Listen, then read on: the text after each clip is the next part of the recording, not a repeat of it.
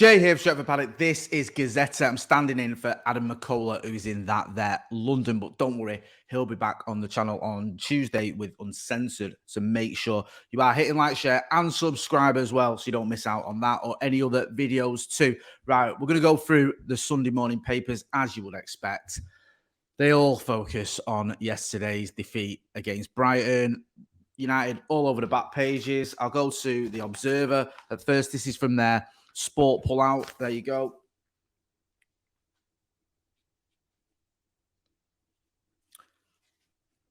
Bad to worse. Can't argue with that. Brighton heat misery on Manchester United as brilliant 3-1 victory caps a challenging week for Ten Hag's flounder inside. And if you go in there, this is depressing. Look at this. Welbeck adds to pressure on United as home fans jeer. I said I'd celebrate if Danny Welbeck scored. I didn't. I also took him out of my fantasy football team a week before. Not that anyone cares about that. I hate when people go on about fantasy football after United have lost, so forgive me. Yeah, it wasn't great. Talking about the jeering, that came... I was at the game, and that came when... Well, most of it came when...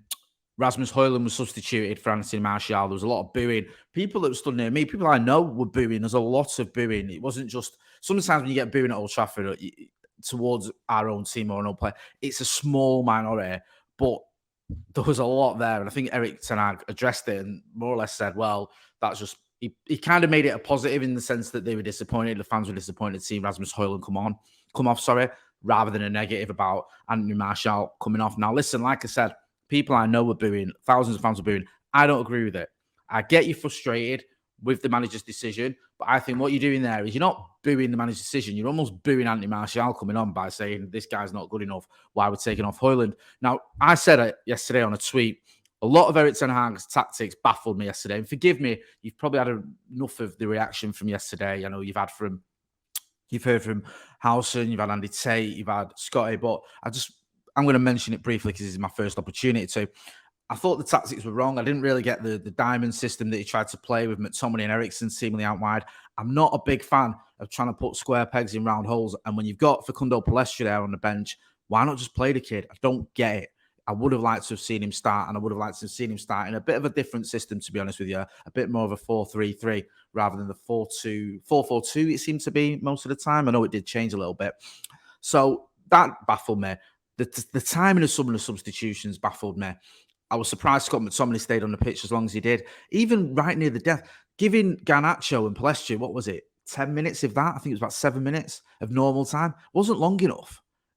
I don't like bringing on youngsters when there's barely any time left, especially when you're chasing the game, because I think like they're almost too keen and too giddy to do something. They can't get into the game properly. You need to give him at least 20 minutes, and he didn't do that. We saw that Hannibal Mejbri was given a little bit more time. We saw the impact he had. And even like the substitution of Sergio Reguilon, where I was sat was where Reguilon was attacking stood, I should say, in the second half. And just before he came off, he was getting a bit of joy. He seemed like he was causing Brighton problems, and then he got took off. It didn't make any sense to me. And I'm a big Erik Ten Hag fan. I think he's the right man for the job. But I do think that he got it wrong yesterday. I thought he got his tactics wrong, but I think the way we set up didn't work. And I also think the substitutions were wrong. Get involved in the comments. Let us know what you think. Erik Ten Hag has also rejected the idea that his side were in crisis on the pitch after a turbulent fortnight off it. Jadon Sancho has been banished from the first team squad and Anthony given a leave of absence after assault allegations. And he says, we have to be very disappointed and annoyed at ourselves. But, sorry, forgive me, I'm just going to open this paper. He said, we will turn this around, but there is a demand on us to win games. Definitely that is something that bothers me, but also I have to see the way we play. But it's about character. Now we have to see how strong we are and how the team sticks together. And then it starts going about price tag, and our team costs more than, well, two of our players, whatever, cost more than Brighton's entire team. But that's just going to make me even more depressed. It's the same old, really. Look on the back of I think this is the Mirror. Wrong move. Crouch slams United young gun Sancho after airing his dirty laundry. Cristiano took on Ten Hag and lost. That's Peter Crouch having a dig at Jadon Sancho. Normally, as an ex-Liverpool player, I'd tell him to do one. Well, Peter Crouch seems a pretty level-headed guy. He's one of the few ex-Scouts pundits I can be doing with. Also, on the crisis front, it says Erik, crisis. What's us? No crisis here. So he's saying there isn't a crisis there. You can see the pictures there. I mean, this is the back page of the Mirror. They're all at it, really, to be honest with you. What have we got here? The Telegraph. Oh, forgive me for buying the Telegraph. I'm not sorry. What is this? This says it's spot. There we go. I found it in the middle there. There you go. Shambolic United. It's not really a pun, that, is it? Is that meant to be a pun? No, it's just Shambolic United. I don't know. It felt like it should have been a pun, but it wasn't. Fans boo Ten Hag after heavy home defeat by Brighton. Coach denies club are in crisis despite horror show. This is a testing time for Erik Ten Hag now. Let's not kid ourselves. We're in a bit of trouble. I just want to address the booing. Yes, there was booing. I've just said that already. There was booing when he made the substitution of Rasmus Hojlund. There was also a little bit of booing at the end of the first half. And I noticed on Twitter that people were saying, oh, they're booing the players off. We weren't. I was stood there. The players got clapped off. It was the referee when he came off that got booed because I think everyone was frustrated with that decision to disallow the Rasmus Hojlund goal. So I'm not going to defend booing. Like I said earlier, I don't like booing our own team, our own players or anything like that. But let's get it right. There was a lot of fans as well that stayed to the end and clapped the players off the pitch. So it's easy to have a dig at United fans. I think it's a sort of a hobby of a lot of pundits in the media. But let's have a little bit of context and perspective. There was a lot of fans who did clap the team, got behind the team and cheered the team. It was just some of the decisions that left many people frustrated. I mean, yeah, it says United are sinking and Ten Hag must take share of the blame. I agree with that. Well, sort of. I still think we're going to be okay. I still think he's the right man for the job, but he's got to get it right. We've got some winnable games coming up. Not Bayern Munich away, by the way. I'm not saying that one's winnable. Bayern Munich away is going to be very, very difficult. We know that. It's not an easy ground to go to.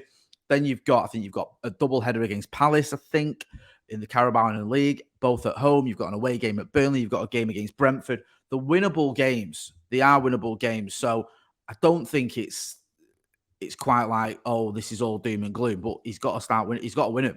Because I thought we would have got a result or we could have got something out of the game against Brighton going into it. Our home record has been very good, but we didn't. Yeah, I'm looking now, so I've just had a little quick look. It's Burnley away, Palace at home, Galatasaray at home, Brentford at home. Obviously, before all that, though, you've got the Bayern Munich game, so it's not all sunshine and rainbows. But potentially, United could win all those games apart from the Bayern Munich one and everything would be okay again. Yeah, it's the same old. I'm sorry to just keep reiterating. I just want to sort of hammer on the point that all the back pages are talking about United and it's all saying that basically crisis, shambles and all that sort of stuff. Erik Ten Hag's defending it and he's saying, he said, well, sort of defending it. He's saying we're disappointed. It's not our day, but we have to be disappointed and very annoyed with ourselves because at United, the demand is to you win games. Sorry, I'm getting all tongue-tied. Today I saw we played well, and if you analyse the first half, see what else he's got to say about that first half.